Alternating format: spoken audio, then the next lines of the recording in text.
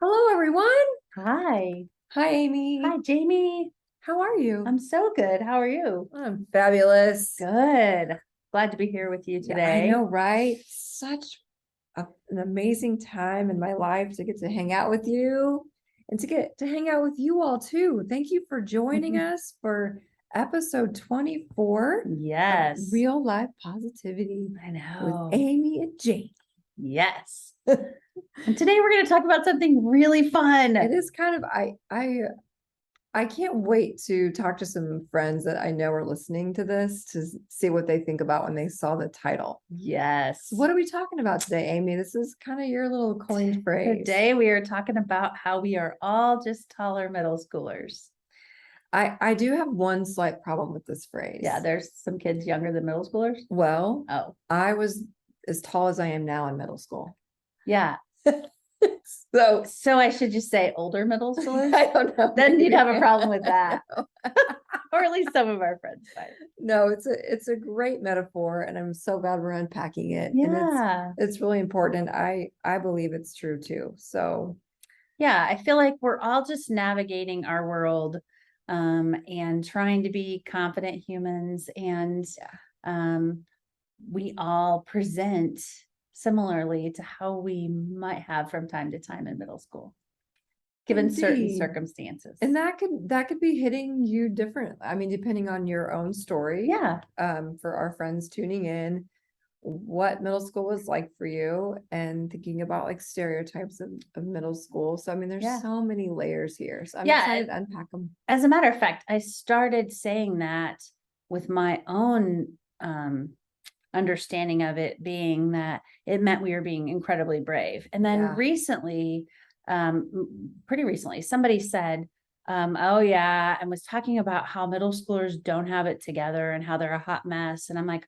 oh, whoa, hold on. That is not what I mean by that. Yeah. When I say we're all just taller middle schoolers, what I mean is that I think middle schoolers are some of the bravest people that I see. I mean, they are constantly putting themselves out there, trying new things, navigating growth at kind of like exponential speeds. Absolutely. It's amazing. That's what I think of is it's a developmental time when you're learning yourself, you're learning other people, you're Yeah. learning what they think of you, you're moving from having one teacher to now having multiple teachers.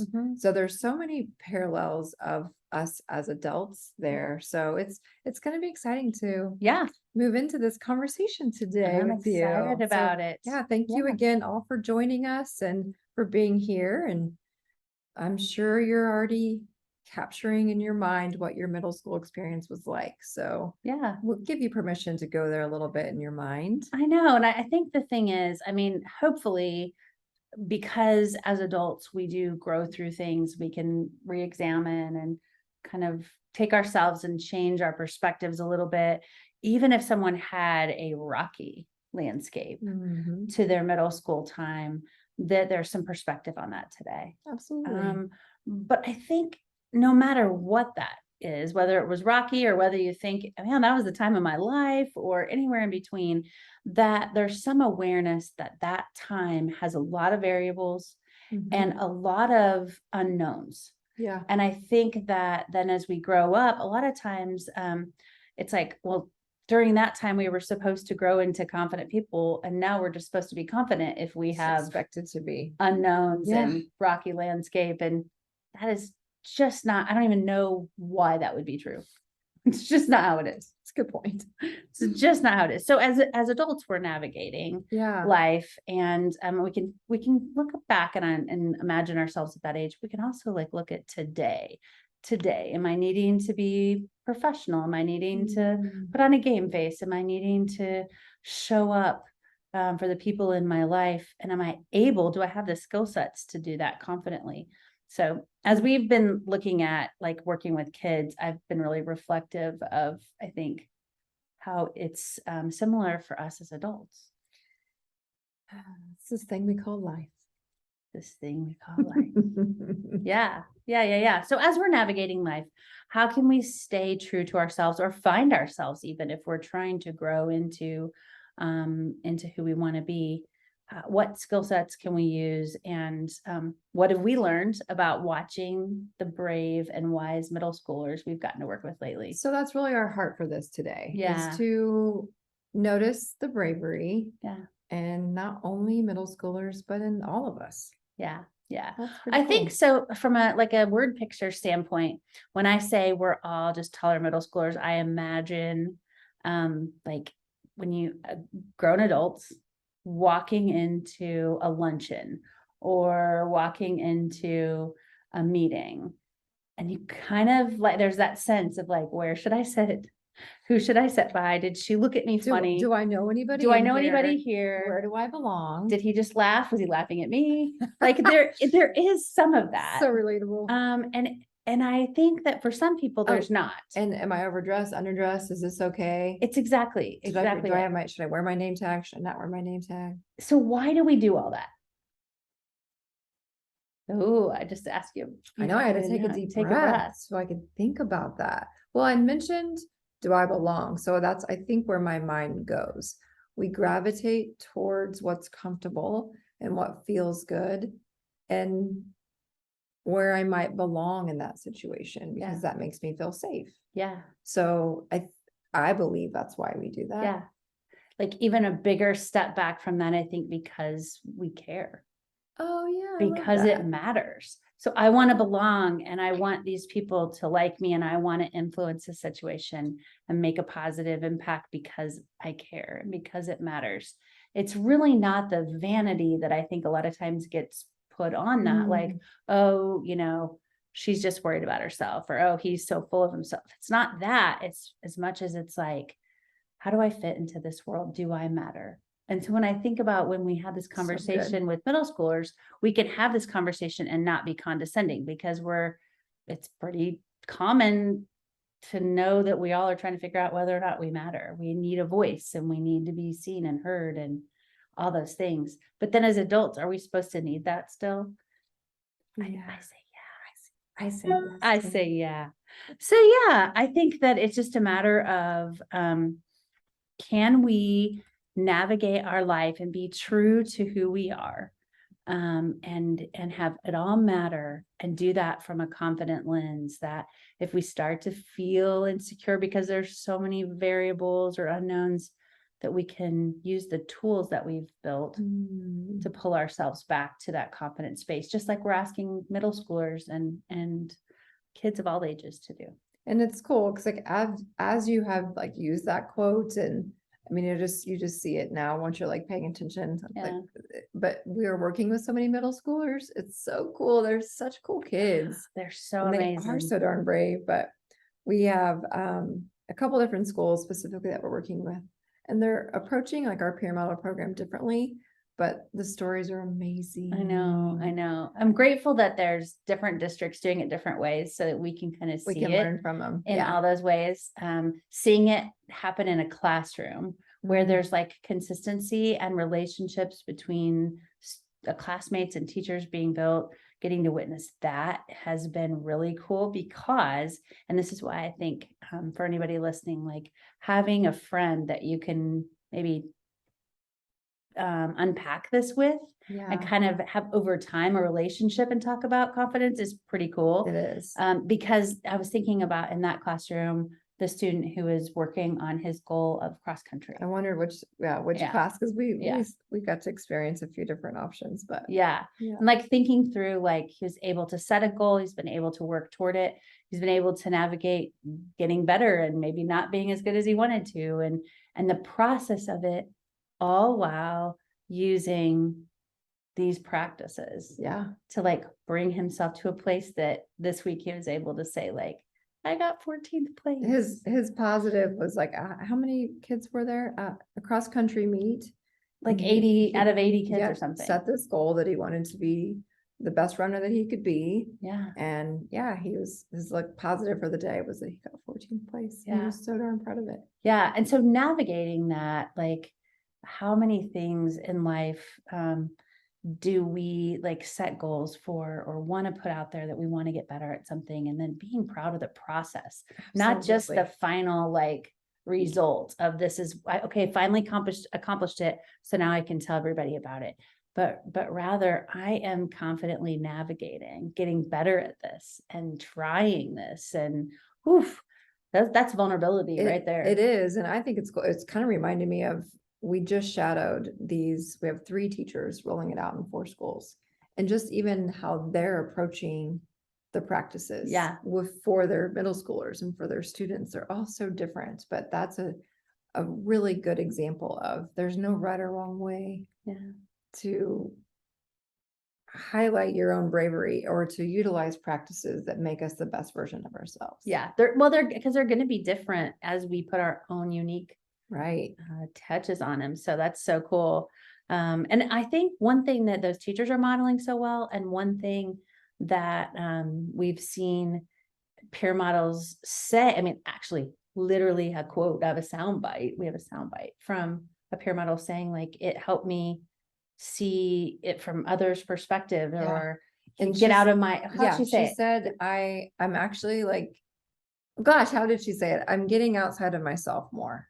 Thinking about others more is how she said it. And that was at a different school. Yeah. So like thinking through, like, so huge. If I have the natural variables that life throws at me, but I have some structure, and I've learned that these practices help me be more confident.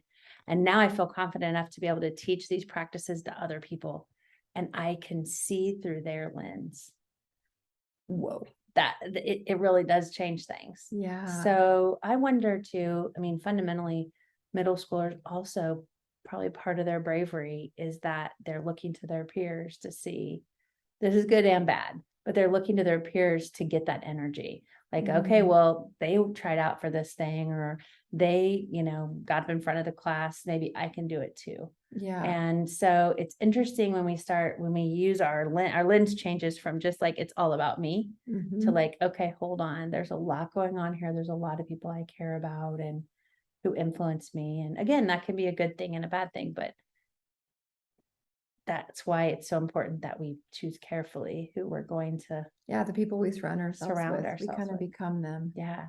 So thinking through, like peer models and someone agreeing to be a peer model at the middle school level, like that happens in school. You're asked by your teacher, or you've applied, and it's like a role. But I think as adults, we're really peer models to our friends too. I mean, how many times have you and I talked about, like, what happens if you walk into a group of your friends and you're in a good mood versus everybody being in a maybe not so good mood, or you have a friend going through something hard and you hold that space for ease and peace and love and goodness, so we really are modeling practices. Yeah. Regardless. And with that modeling, and this word came to my mind too, when you were asking the question about when we walk into a situation. Yeah. My personal heart, and I believe it is for you too, is that connection. Yeah. So the hope is here that we're connecting. And I think that's what we are experiencing with the schools that we're in, with the middle school specifically, is they're just wanting to connect. Yeah.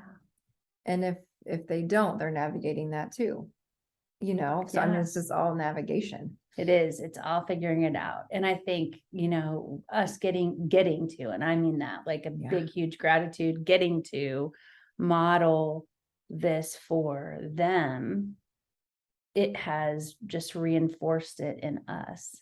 Yeah. I mean, I see us, I mean, I think we live out these practices because we believe in them. We have a podcast talking about these things. If go back, there's a consistency. We believe that when you have purpose and want to, the world makes more sense and you're more authentically true to yourself. And we believe what you say after I am is true for you, and notice goodness in people and be ready to receive it, and that everyone matters. We believe that and live that, but it's different for me, and I know it is for you too, to get to share that and watch it work. Absolutely.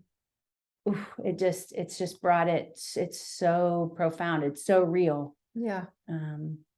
When we model it. When we model things, I don't even know how to articulate that for me personally. I think it becomes truth. Mm.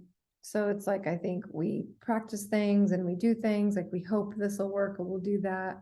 But when I know something I could be doing is influencing, it just becomes, my passion increases. Yeah. The truth is there. It just kind of brings it home. Yeah. I think an example, I think is, well, so many thoughts. Like an example of that to me is, so speaking of being like middle schoolers, I think that when you're in a professional development or anywhere, when you're told that you need to find a partner in a large group of people, there's like that little feeling. Okay, yeah, and I have to brag about you for this because Okay. we do this in our trainings. We ask people to partner up.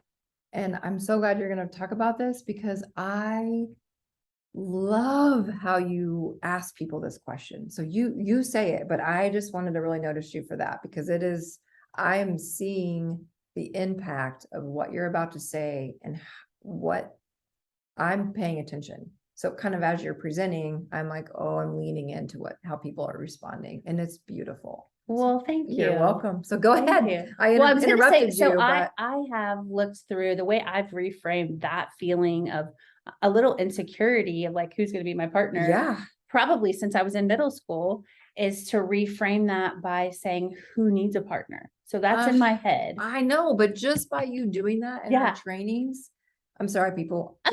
If you're listening in, if you're not watching, you can see me pounding on the table. But if you're listening to our podcast, I'm so sorry. That was probably pretty loud. I'm gonna have to ask Elizabeth to edit that out. Our amazing producer, like Elizabeth. Pounding on the table with enthusiasm so because it's so good. It is amazing to watch people respond differently. Oh, it's huge when they're asked that. So instead of find a partner, the question's just reframed ever so slightly. Look for a partner. Who needs a partner? Yeah. And so I think to tie it back into what you were saying, it really is like, I knew that worked for me, but to model it and then see it work for other people, it just solidified. Yeah. It is a way to build belonging and to be kind. And what's incredible about it as a facilitator is it's such a small tweak, but it changes the dynamic in the room. Because without it, there's usually somebody who doesn't have a partner, regardless of how old we are, regardless of how professional. If I say find a partner, most people will go to someone they know and someone they're already close with and that they've sat with. And so there is oftentimes, even in adult groups, someone who can't quite find a partner, or a couple people who can't find a partner. Wow. I really love how this conversation just circled back to this moment, because really what we're asking and kind of our call to action today and our encouragement for ourselves, a continued encouragement for ourselves and for everyone listening, and really for the whole wide world, is to find your brave and to be on the lookout for who needs a partner. That is so cool. It's such a good thing. Just like it could be so casual. It could be in the grocery store line and somebody needs you to say hi. It doesn't mean that you need to be everybody's life partner for their whole life for all their things.